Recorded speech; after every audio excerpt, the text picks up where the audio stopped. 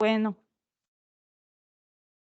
buenos días a todos. Vamos a iniciar, vamos a continuar más bien con el curso de la doctora Carolina Ewan. Ya es la última sesión del curso. Adelante, Carolina. Gracias, Ari. Déjame nomás, comienzo a compartir mi pantalla. Sí. Bueno, pues ya como Ari comenta, hoy es la última sesión. Muchas gracias a todos los que están con nosotros hasta la última sesión. De verdad, agradezco mucho su atención y estar presentes, ¿no?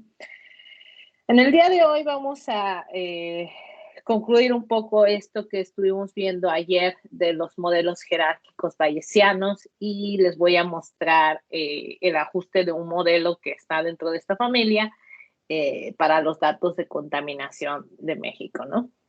Y antes de empezar a ver la parte de cómo ajustarlo en R, me gustaría retomar algunas notas al respecto, ¿no?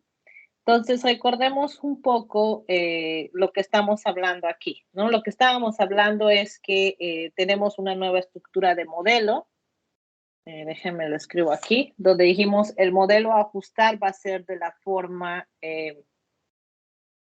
Y de ST igual a Z igual a una media, que la vamos a llamar mu de ST, más un proceso latente Z en SIT y un error de medición en SIT, ¿no? Y luego le vamos a poner una dinámica a la parte del espacio, ¿no? Vamos a poner que Z en la ubicación S al tiempo T no es nada más que una componente autorregresiva en el mismo proceso Z en la misma ubicación S, pero al tiempo T menos 1. Y le vamos a agregar aquí unos componentes de errores correlacionados, que en este caso son nuestros errores espaciales, ¿no? Entonces, lo que tenemos en este modelo es que vamos a asumir que el epsilon de S y T, bueno, ese es nuestro ruido o nugget, y vamos a ponerle que es gaussiano con media 0 y varianza sigma cuadrada de epsilon, y esto es para todo S y T.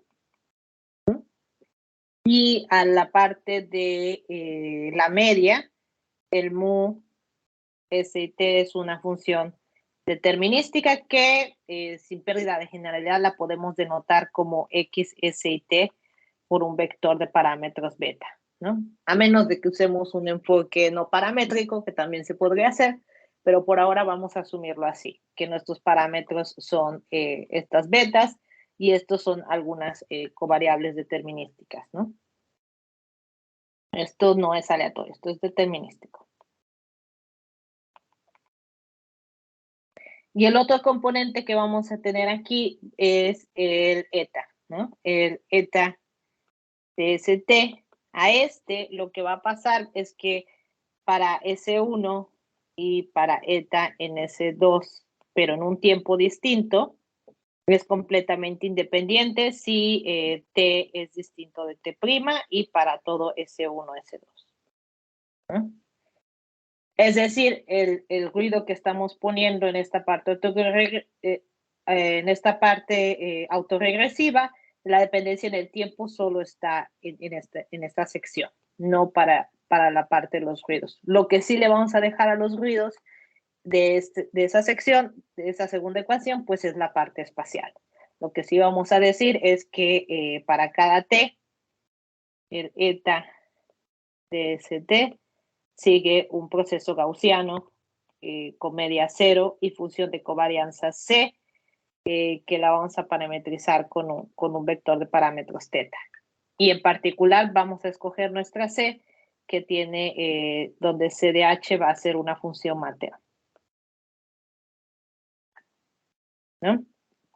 Entonces, esos son todos los componentes de nuestro modelo que queremos ajustar, que es el modelo espacio-temporal. Y bueno, este es este modelo en específico pertenece pues a esta familia de modelos que son modelos jerárquicos.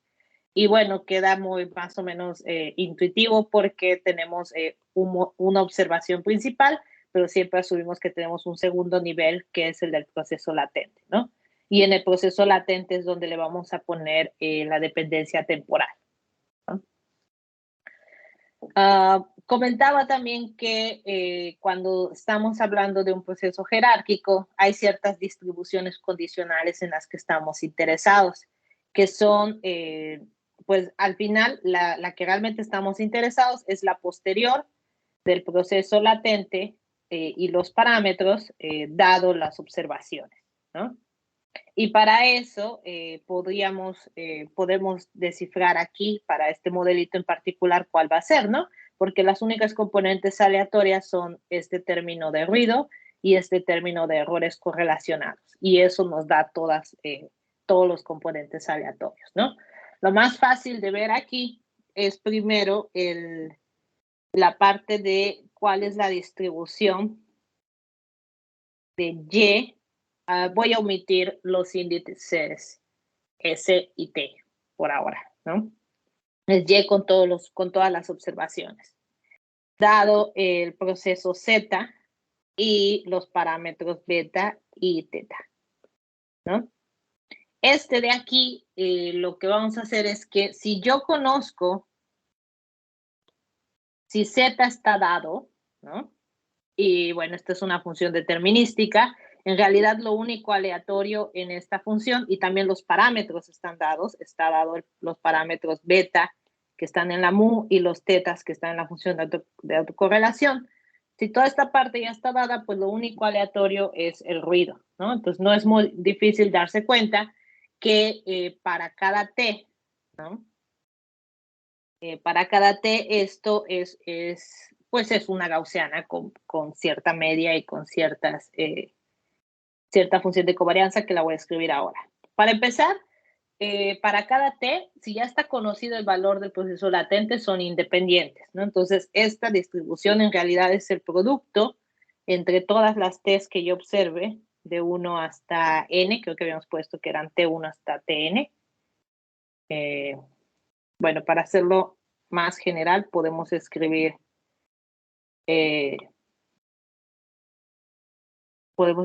desde i igual 1 hasta n. Bueno, no, perdón, ya me arrepentí. No, lo voy a dejar como t igual 1 hasta n, solo para evitar toda la notación engorrosa y no tener que poner t sub i, ¿no? Entonces, por el momento, acépteme que puedo indexar los tiempos en los naturales, ¿no? Entonces, esta conjunta de todos los valores observados, dado el proceso latente y los parámetros, no es nada más que la multiplicación de la distribución en cada tiempo. Y en cada tiempo lo voy a denotar así. También voy a utilizar otra nueva notación aquí. Simplemente es Y en el tiempo T. Ahora son todos los vectores de todas las observaciones en las distintas ubicaciones espaciales, pero solo para el tiempo T. Esto va a estar condicionado, solo le va a interesar conocer qué pasó en el proceso latente al tiempo T y los parámetros, ¿no? Como ya dije antes, esto es fácil ver que es simplemente también un proceso gaussiano, ¿no? Aquí va a haber una normal multivariada, pero la media, ¿no? Pues es la media de lo que tenemos aquí. Si estos están dados, pues no son más que una constante. Esto tiene media 0, entonces no cuenta. Y para la covarianza o la varianza, solo me va a interesar, estos ya están dados, son constantes, solo me interesa lo que pasa con el término de epsilon. Y para el término de epsilon, pues solo es ruido blanco. Entonces, lo que resulta de aquí, pues es simplemente el mu correspondiente más el z de t en la media, y en la varianza simplemente va a ser sigma cuadrada epsilon por la matriz identidad en el número de estaciones que yo tenga. Entonces, esa parte, desde ese punto de vista como condicional, bueno, resulta ser un proceso gaussiano con estos parámetros. Ahora, la otra distribución que está en juego aquí es la distribución de del proceso latente dado los parámetros, ¿no? Todo porque queremos llegar a la posterior del proceso latente y los parámetros dada la muestra. Para esa otra distribución, lo que tenemos que hacer es queremos la distribución de z dado los parámetros beta y teta. Y para esta, ahí es donde las cuentas se complican, ¿verdad? Porque allí entra en juego el segundo término que tiene una interacción con el tiempo.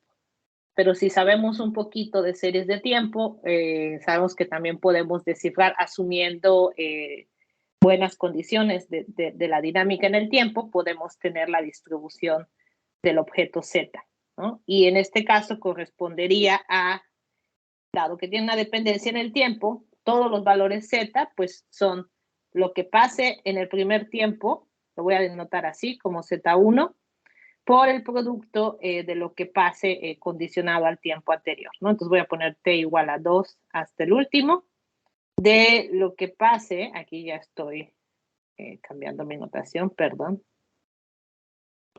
le voy a poner así, z1, de lo que pase en zt dado zt menos 1 y los parámetros teta, que son los únicos que me interesan aquí. Entonces aquí también es condicionado a teta, ¿no? Y bueno, estas leyes, por cómo se está rigiendo esta dinámica aquí, ¿no? Condicionado al tiempo t menos 1 y condicionado, y nada más a eso, va a ser también un proceso gaussiano. La distribución se lo da este ruido de acá, este ruido correlacionado. Pero a diferencia del primer término, pues no son completamente independientes, sino ahí tiene un componente espacial. Y para la distribución de Z1, pues le vamos a poner la distribución estacionaria, como en una cadena de Markov, ¿no? Que en este caso, si las cosas se comportan bien, pues es conocida. Entonces, lo que vamos a tener aquí es, para el primer tiempo, tenemos un proceso gaussiano con media 0 y con matriz de covarianzas, solo tiempo 1, todas las ubicaciones espaciales. Voy a ponerle sigma sobre 1 menos rho cuadrada, donde sigma es la matriz de covarianzas que está relacionado con el materno, ¿no? Entonces depende de los parámetros teta. Y esta otra distribución que nos aparece aquí también es un proceso gaussiano, pero este tiene media rho zt menos 1 y la función de covarianza pues es la sigma que viene del materno, ¿no? Y bueno, la razón por la que puse todo esto es para que tengamos una idea de hacia dónde va la distribución posterior, donde voy a estimar mis parámetros con la media posterior y con las observaciones del proceso latente, ¿no? Entonces ya tenemos todo en este momento, como estoy asumiendo procesos gaussianos y distribuciones gaussianas, pues todo sigue siendo gaussiano, pero se puede descifrar. Y lo único que tendría que añadir aquí son las distribuciones a priori de los parámetros, las cuales comentamos la vez pasada, que tienen ciertas propiedades, que tienen una expresión que se propusieron unas y que son las que vamos a utilizar. El poner esas a priori es lo que hace que no conozcamos una expresión cerrada para la posterior y que tengamos que hacerlo todo numérico. Y ahí es donde hay muchas herramientas en juego que van a servir para aproximar todas estas distribuciones que me aparecen y integrales y cosas que vamos a tener que calcular, ¿no? Pero bueno, al menos tienen una idea de cómo se va construyendo y los componentes que se necesitan para construir la distribución posterior de los parámetros. Otro detalle aquí también es en cuanto a la dimensión, no nos estamos salvando porque si bien aquí tenemos una matriz identidad, aquí aún así tenemos una matriz que no tiene tantos ceros por la parte del mater, pero que si la intentamos escribir para todos los puntos en el tiempo, sí tendría cierta estructura bonita porque al ser solo autorregresivo de orden 1, van a aparecer varios ceros en cuanto a todo el vector Z, ¿no? Entonces, en ese sentido, Por eso se simplifica que solo tenga dependencia en un tiempo. Ahora déjenme ver qué más tenía aquí antes de pasar a la parte del ajuste. Sí. Bueno, entonces en la parte del ajuste, ¿no? En la parte del ajuste lo que queremos hacer es, pues, estimar esta distribución posterior, que si saben un poco, escuchan un poco de estadística bayesiana, mucha gente lo va a hacer porque esto no tiene expresión cerrada, pues con Markov Chain Monte Carlo, ¿no? Sí es posible, pero en mi experiencia toma mucho tiempo estos tipos de algoritmos y en algunas ocasiones estamos algo un poco más eficiente, ¿no? Entonces, lo que se va a hacer es similar a la parte de verosimilitud.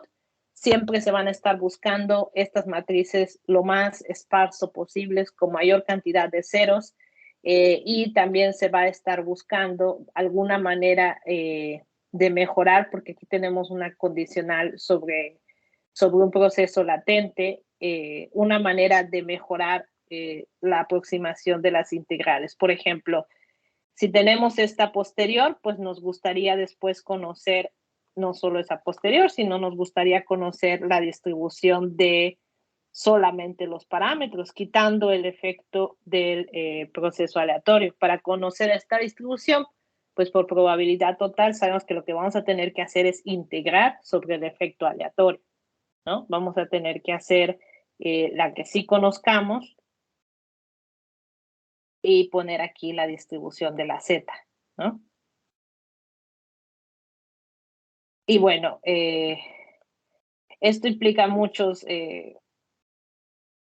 integrales, muchas cosas, y también ahí se van a utilizar cosas numéricas para aproximar estas distribuciones marginales, ¿no? Que solo de los parámetros sin el proceso latente. Su equivalente en el enfoque frecuentista sería hacer algo como EM, ¿no? Expected Maximization. Aún así tenemos todos estos retos computacionales, pero para algunos pocos modelos, que en particular para este modelo específico, ya está implementado en este paquete de DR y que lo hace de una manera bastante eficiente, y por eso lo vamos a utilizar, ¿no? ¿Qué otra cosa, qué otra nota les quería mencionar? También les mencioné que hay una cuestión de aproximación con ecuaciones diferenciales estocásticas, ¿no? Básicamente, uno de los objetivos también cuando hacemos estadística espacial es no solamente modelar en el punto específico que observamos, pero también en otras áreas, ¿no? Entonces, la manera de hacer esto para esta metodología es asumiendo que nuestro espacio continuo, que es, valga la redundancia, el espacio, el área de interés, se puede triangulizar, ¿no? Y que cada posible valor dentro de estos triángulos se puede aproximar por los valores de sus vértices más cercanos. Y por eso es la razón que entran conceptos, no los voy a detallar aquí, pero entran conceptos de solución numérica, de ecuaciones diferenciales estocásticas. Y una relación que hay entre estas ecuaciones, y les voy a escribir aquí las palabras claves, que es el Gaussian-Markov Random Field, que es un caso todavía más particular de procesos gaussianos, y la covarianza de Matern. Por esa razón, el software siempre necesita que le digamos qué discretización de nuestro espacio nos parece bien, ¿no? Y para esa razón vamos a crear esta rejilla, esta mesh. No le llamamos rejilla porque no son cuadrados, pero esta red, no sé cuál sea la traducción más correcta, de triángulos del área de interés. Y la manera de hacerlo hasta cierto punto es muy natural. sobre todo si tenemos un poco de experiencia trabajando con cosas espaciales, necesitamos conocer algo que si alguna vez han interactuado con gente de INEGI o del Centro Geo, saben que ellos usan mucho datos espaciales en cierta información espacial, que son los mapas de polígonos de las áreas. Entonces necesitamos saber el borde del área que estamos estudiando, definida con esa base de datos. Necesitamos conocer las ubicaciones de dónde están los puntos donde estamos tomando datos y de ahí ciertos parámetros para decirles qué tan grandes y qué tan pequeños queremos estos parámetros. Algo a tomar en cuenta cuando ajustemos el modelo es que si bien, por ejemplo, en este caso nos interesa el área de la Ciudad de México, el mesh siempre se va a definir un poquito más allá, ¿no? Para evitar ese efecto de frontera en las aproximaciones numéricas, ¿no? Entonces, esta es la rejilla que yo utilicé para analizar los datos de la Ciudad de México. Y bueno,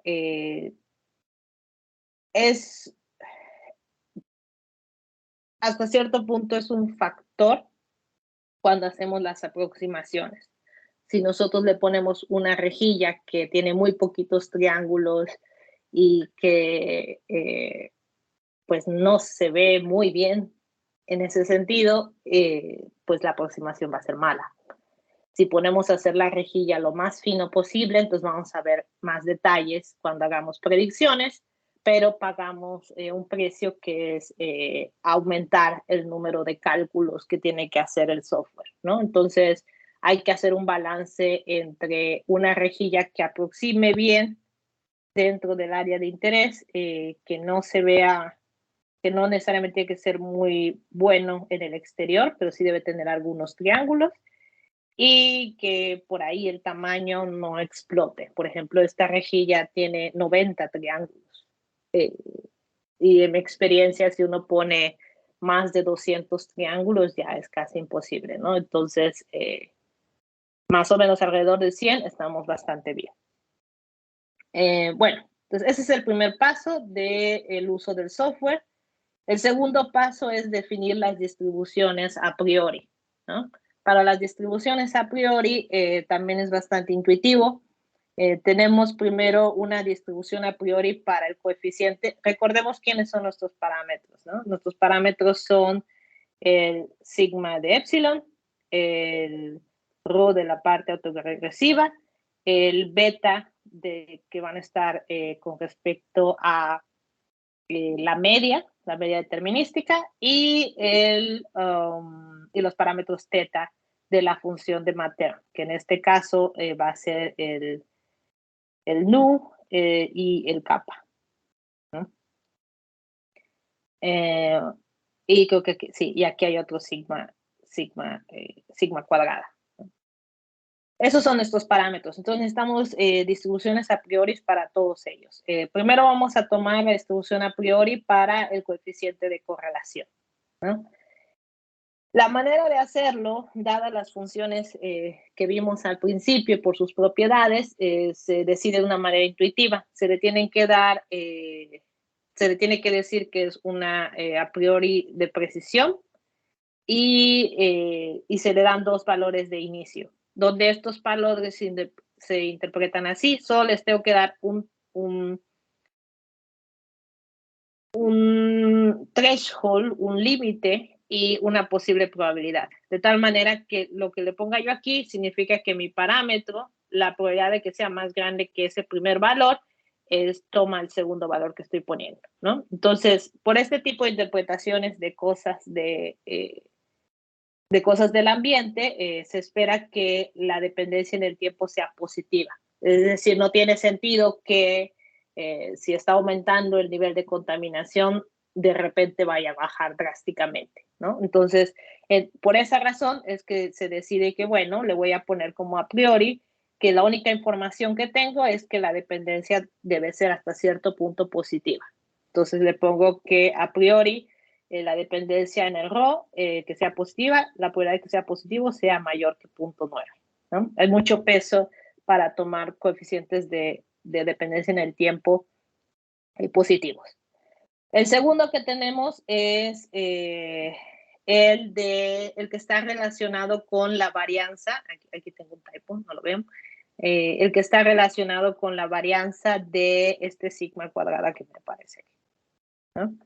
Y ahí, bueno, ahí sí es un poco más arbitrario, como les decía antes, más o menos con la escala de la variabilidad que observamos y las magnitudes que observamos, ¿no? Pero la intuición es la misma. El primer parámetro, el segundo parámetro es de una probabilidad. Entonces, lo único que le puse aquí es que no puede haber una desviación estándar más grande que 20 con probabilidad. O sea, que la probabilidad de que una desviación estándar sea más grande que 20 es muy pequeña, ¿no? Y más o menos eso lo decidí por la escala en la que veo los valores de los datos. Y bueno, ¿qué otro parámetro me falta? Ah, aquí no los puse, pero de una manera similar también decidí el sigma del nugget y también el kappa. Ahora el nu se fijó, el nu fue igual a 1. El nu en general es muy difícil y muy inestable, es un parámetro muy inestable en el MATER. Lo que se hace normalmente es probar valores fijos, el nu igual a 1 o igual a 1 medio, y decidir si el modelo es lo suficientemente bueno y hasta ahí se detiene el proceso. En este caso, el que mejor funcionó fue el que era igual a 1. Entonces, el nu se fijó igual a 1. Y bueno, ¿qué otra cosa tenemos aquí?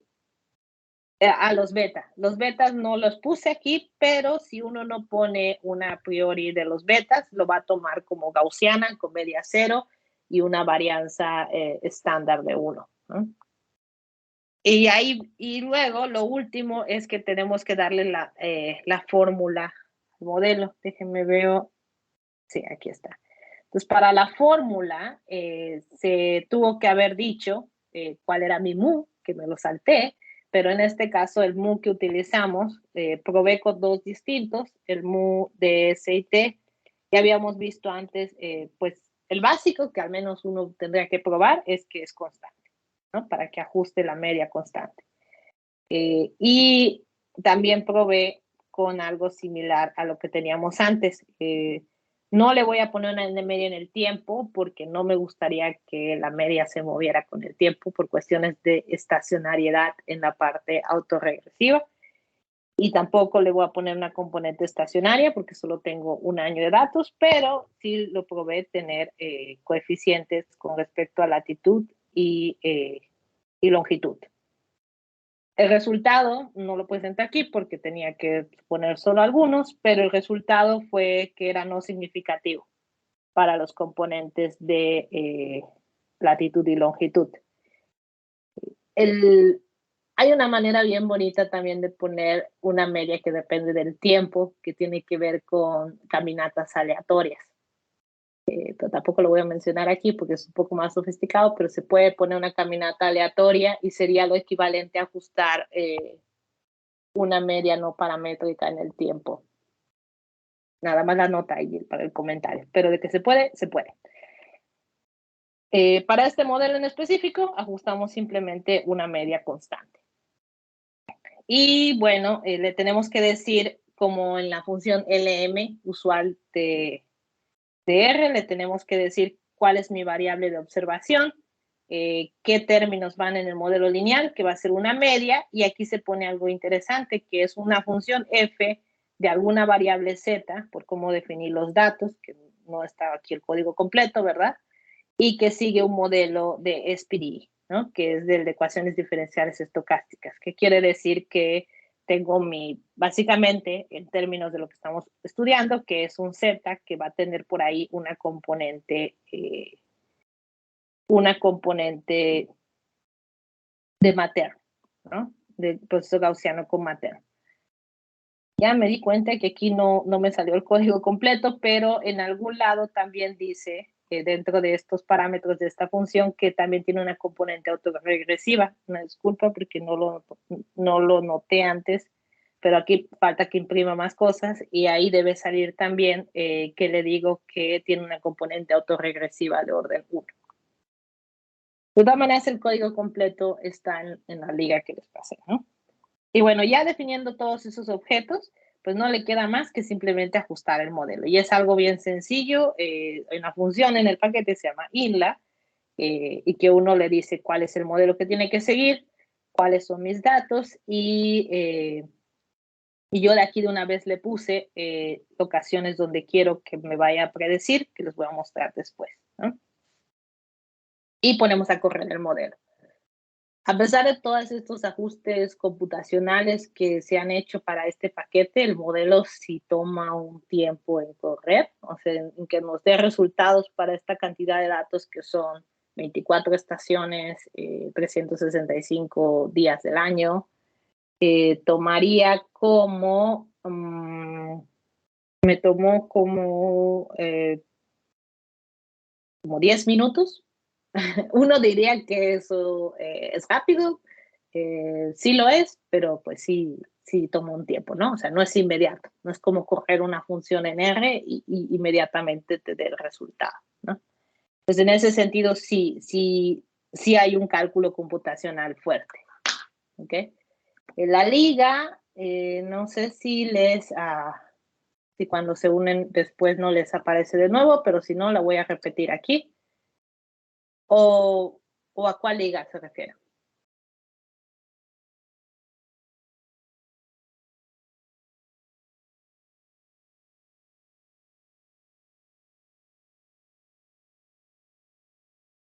Al del-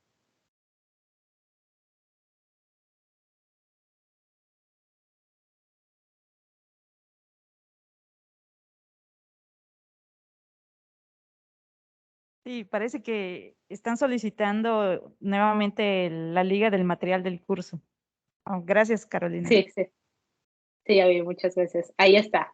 Ahí en esa liga están tanto las notas en PDF como el de los códigos de R. Nada más ahí de selección.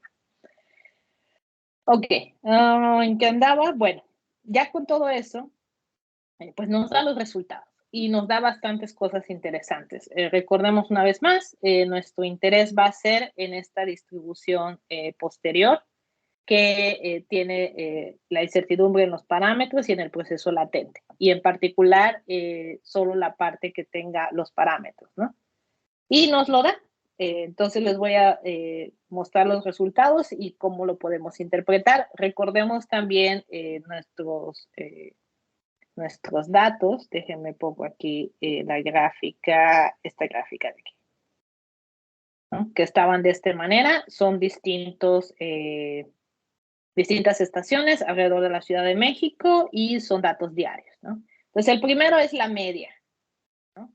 La media se estima, el coeficiente beta cero constante se va a estimar con un valor aproximadamente 39 y algo, ¿no? Esa sería la moda de esta distribución y ese sería, digamos, el estimador puntual. Entonces estamos estimando que la concentración es de PM10, tiene una media constante en todo el año de aproximadamente 40, que es lo que veríamos si vemos solo la media anual, con cierta variabilidad, ¿no? En realidad no es tanto en unidades, solo se mueve 3, 4 puntos. Y bueno, ese sería el rango en el que pronosticamos el nivel promedio de la contaminación en la ciudad, ¿no? Luego nos pasamos a otros parámetros un poco más interesantes desde el punto de vista estadístico. El primero tiene que ver con el efecto de nugget, de cuándo hay o no hay un efecto de nugget. La manera en la que el software lo da, hay que tener cuidado, lo da como precisión, que sería el recíproco. Entonces hay que tener un poco cuidado con eso. En realidad, aunque parezca aquí un número grande, como es la precisión, si tomamos el inverso, en realidad es un valor de nugget muy bajito, ¿no? En realidad casi no hay nugget en este tipo de datos, es lo que nos estaría diciendo. Luego tenemos el parámetro, ahora sí, de la variabilidad del proceso espacial, ¿no? Y ese sí nos lo da directo, no lo da como precisión. Y ahí sí tenemos un orden de rango más o menos de 20 unidades, ¿no? Entonces, lo vamos interpretando como que tenemos, si bien promedios alrededor de 40, pero podemos ver variaciones de más menos 40, ¿no? Que serían los 2 sigma de lo que nos aparece aquí, ¿no? Y también tenemos el parámetro que va a tener que ver con, recordemos que el rho está relacionado con el ZT, rho ZT menos 1 más algo, ¿no? Y bueno, aquí ese componente autorregresivo se estima muy cercano al 0.5 y nos da una variabilidad más o menos en estos rangos. Desde un punto de vista de series de tiempo, esto es muy bueno porque algo cerca de 1 no nos gusta. Entonces, algo alrededor de 0.5 es bastante bueno. Y sí hay una dependencia temporal, ¿no? Porque no es 0. Entonces, sí se tiene que tomar en cuenta esta dependencia temporal. Y ese sería el valor estimado. Y el último parámetro, que lo dejé de último, pero que está aquí arriba, está relacionado con el parámetro kappa, que el software para una mejor interpretación no lo regresa como kappa, sino lo regresa como rango. El rango ya habíamos visto que es aquel valor en el que la correlación ya es casi 0.1, ¿no? Entonces, básicamente es como hasta qué distancia estas diferentes locaciones aún tienen dependencia espacial, ¿no? Y aquí para nuestro modelo nos está diciendo que, por así decirlo, a una distancia mayor de 13 kilómetros, las unidades aquí son kilómetros, ya prácticamente los niveles de contaminación son casi independientes en cuanto al espacio, ¿no? Entonces, esa sería la conclusión que sacamos de este último parámetro en la izquierda. Okay. Eso es en cuanto a la parte de inferencia de los parámetros. Ahora, ¿qué más podemos hacer con este modelo? Como ya les decía, esto está relacionado con teta y beta dada la muestra, ¿no? Con esta posterior. Ahora, también podemos saber qué pasa con z dada la muestra, ¿no? Que es simplemente la posterior con respecto a las observaciones, ¿no? Obviamente hay que integrar todos los demás efectos y remover su influencia, y si obtenemos esa distribución, entonces podemos obtener los valores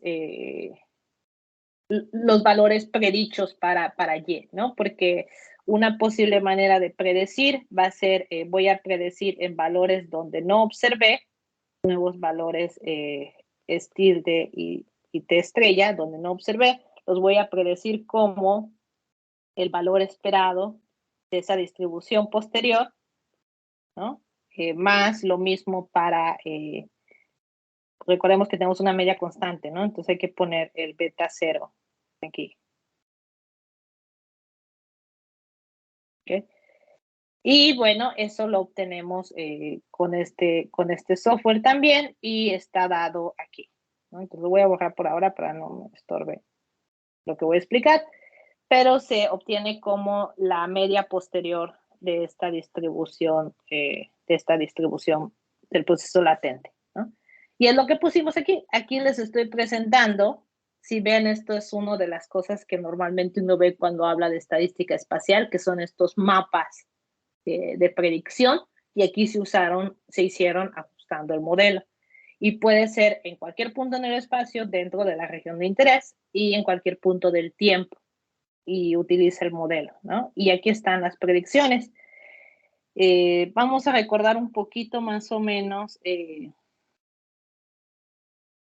esta de aquí, esta gráfica de aquí, que teníamos las variaciones temporales, ¿no? La media empírica temporal, ¿no? Entonces, por esta razón les puse 4 mapas distintos. Uno está en enero, otro en abril, julio y septiembre, ¿no?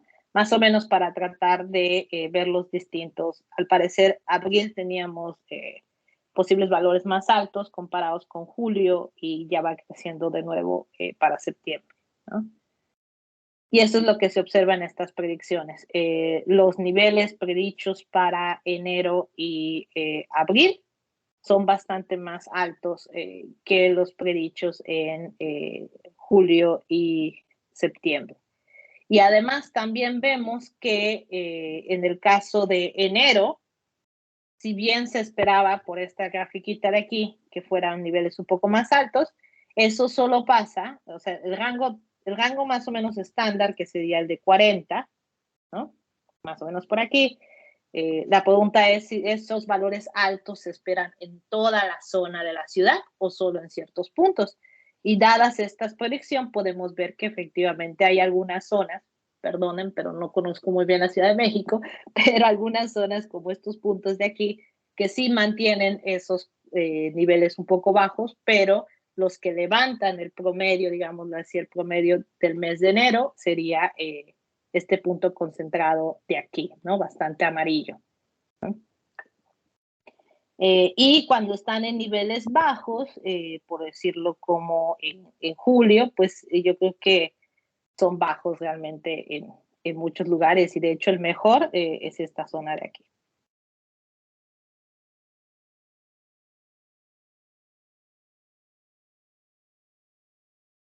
Ok, eso es en cuanto a predicciones. Tomemos en cuenta que esto solo es predicción con la media condicional. También necesitamos saber un poquito qué tan tanta certeza tenemos en esas predicciones. Y bueno, si conocemos la distribución posterior, la media condicional nos da la predicción puntual y la varianza condicional o la división estándar condicional nos daría la medida de incertidumbre de nuestras predicciones. Y aquí está, ¿no? Los rangos de incertidumbre, normalmente los rangos de incertidumbre también van a estar asociados a dónde sí obtuvimos datos, ¿no? Y eso tiene sentido, ¿no? O sea, en las zonas donde tenemos más estaciones, eso va a influenciar también que tengamos más certidumbre. Si ven, en realidad aquí, no importa el mes, casi, esta zona de la Ciudad de México es la que mejor podemos predecir, ¿no? Los rangos de incertidumbre son menores a 10 unidades, pero suena lógico porque ahí es donde tenemos la mayor concentración de estaciones, ¿no? Eso coincide con lo que estábamos esperando. Y los mayores rangos de incertidumbre los vamos a tener en la zona sur, ¿no? En algunos casos, lo que se hace, por ejemplo, si tenemos la posibilidad de discutir con la gente que monitorea este tipo de fenómenos, les diríamos que se necesitan más estaciones en la zona sur. Ojo que sí hay, pero yo no las puse en el estudio porque son estaciones muy malas, estaciones que casi no tienen información. Entonces las removí porque si no me iban a meter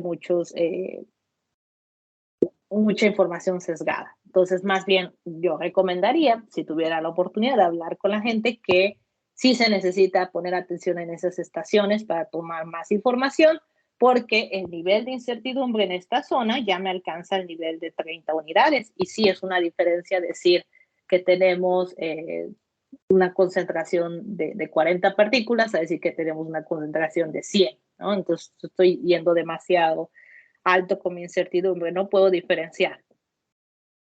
Entonces, por eso es importante también ver estos mapas, ¿no? No nos quedemos simplemente con los mapas que nos dan la predicción puntual.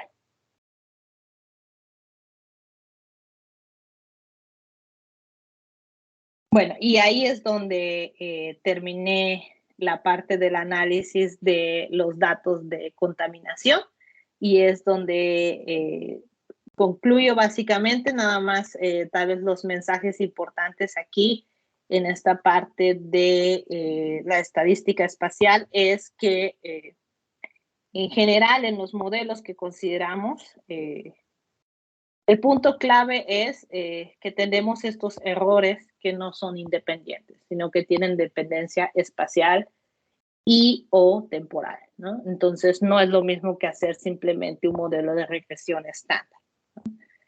Y bueno, espero les haya parecido interesante y si tienen alguna pregunta, siéntanse libre de hacerla, de escribirla directamente. Y si no, de todas maneras, muchas gracias por su atención. Y aquí en mi última slide nada más les dejo que si tienen, haciendo un poco de propaganda a Lancaster, si tienen intenciones de hacer un doctorado en cosas de espacio temporal, o en otro tema interesante, siempre estoy disponible a platicar opciones para apoyar a los estudiantes a venir en esta zona.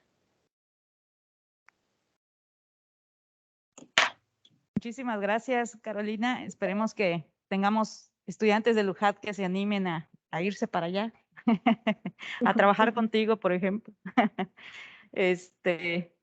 Bueno, ¿alguna pregunta del público presente o de los que tenemos en línea?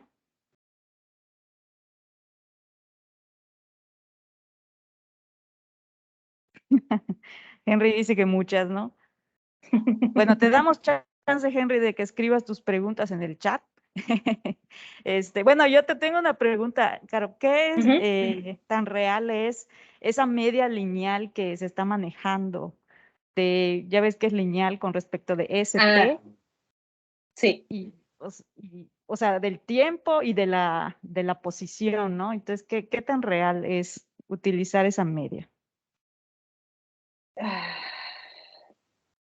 Yo creo que uno podría poner cosas del estilo, si tiene componente estacional, tal vez esa es la más fácil de cambiar, poniendo funciones, parametrizando una función de seno y coseno, ¿no? En el tiempo. Cualquier otro tipo de cosa que no sea lineal, está un poco difícil, para ser honesto, porque en la práctica es difícil estimar cosas que no son lineales. En ese caso, mejor pondría algún método o expresión no paramétrica que también se puede hacer. En lugar de que la media sea esta forma lineal, sea una forma completamente no paramétrica, con kernels o otro tipo de funciones. Esa sería la alternativa, más que poner alguna otra función que sea no lineal. Y por cierto, también se me olvidó decir, ahorita ya lo recordé, que todo el ejemplo que mostré aquí era gaussiano, ¿no? Y asumí que las concentraciones de contaminación son gaussianas, pero esto se puede generalizar, como en los modelos lineales generalizados, a cosas que obviamente no son gaussianas, como